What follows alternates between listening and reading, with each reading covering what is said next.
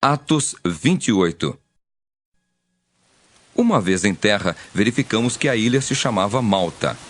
Os bárbaros trataram-nos com singular humanidade, porque acendendo uma fogueira, acolheram-nos a todos por causa da chuva que caía e por causa do frio. Tendo Paulo ajuntado e atirado à fogueira um feixe de gravetos, uma víbora, fugindo do calor, prendeu-se-lhe à mão. Quando os bárbaros viram a víbora pendente da mão dele, disseram uns aos outros: certamente este homem é assassino, porque salvo do mar, a justiça não o deixa viver. Porém ele, sacudindo o réptil no fogo, não sofreu mal nenhum. Mas eles esperavam que ele viesse a inchar ou a cair morto de repente. Mas, depois de muito esperar, vendo que nenhum mal lhe sucedia, mudando de parecer, diziam ser ele um deus. Perto daquele lugar havia um sítio pertencente ao homem principal da ilha, chamado Públio, o qual nos recebeu e hospedou benignamente por 3 dias. Aconteceu achar-se enfermo de disenteria, ardendo em febre, o pai de Públio. Paulo foi visitá-lo e, orando, impôs-lhe as mãos e o curou. À vista deste acontecimento, os demais enfermos da ilha vieram e foram curados, os quais nos distinguiram com muitas honrarias. E, tendo nós de prosseguir viagem, nos puseram a bordo tudo o que era necessário. Ao cabo de 3 meses, embarcamos num navio alexandrino que invernara na ilha e tinha por emblema Dióscuros. Tocando em Siracusa, ficamos ali 3 dias, donde, bordejando, chegamos a Régio. No dia seguinte, tendo soprado o vento sul, em 2 dias chegamos a Puteoli, onde achamos alguns irmãos que nos rogaram ficássemos com eles 7 dias, e foi assim que nos dirigimos a Roma. Tendo ali os irmãos ouvido notícias nossas, vieram ao nosso encontro até a praça de Ápio e as 3 vendas. Vendo-os Paulo e dando por isso graças a Deus, sentiu-se mais animado. Uma vez em Roma, foi permitido a Paulo morar por sua conta, tendo em sua companhia o soldado que o guardava.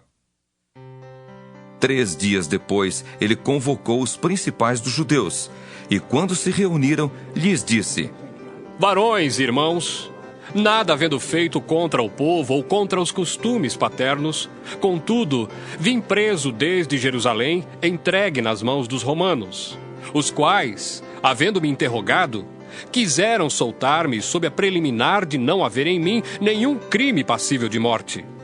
Diante da oposição dos judeus, senti-me compelido a apelar para César, não tendo eu, porém, nada de que acusar minha nação. Foi por isto que vos chamei, para vos ver e falar, porque é pela esperança de Israel que estou preso com esta cadeia. Então eles lhe disseram: nós não recebemos da Judéia nenhuma carta que te dissesse respeito. Também não veio qualquer dos irmãos que nos anunciasse ou dissesse de ti mal algum.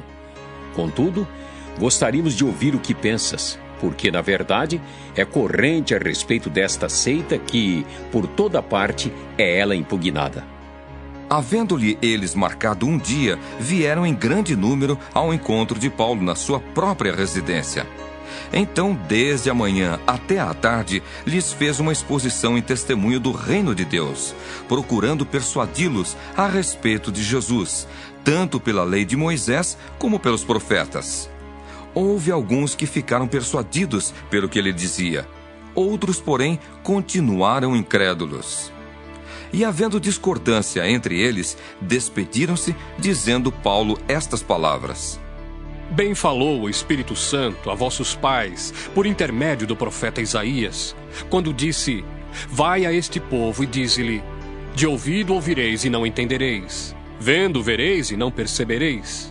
Porquanto o coração deste povo se tornou endurecido, com os ouvidos ouviram tardiamente e fecharam os olhos, para que jamais vejam com os olhos, nem ouçam com os ouvidos, para que não entendam com o coração e se convertam, e por mim sejam curados. Tomai, pois, conhecimento de que esta salvação de Deus foi enviada aos gentios, e eles a ouvirão. Ditas estas palavras, partiram os judeus, tendo entre si grande contenta. Por 2 anos, permaneceu Paulo na sua própria casa que alugara, onde recebia todos que o procuravam, pregando o reino de Deus e com toda intrepidez, sem impedimento algum, ensinava as coisas referentes ao Senhor Jesus Cristo.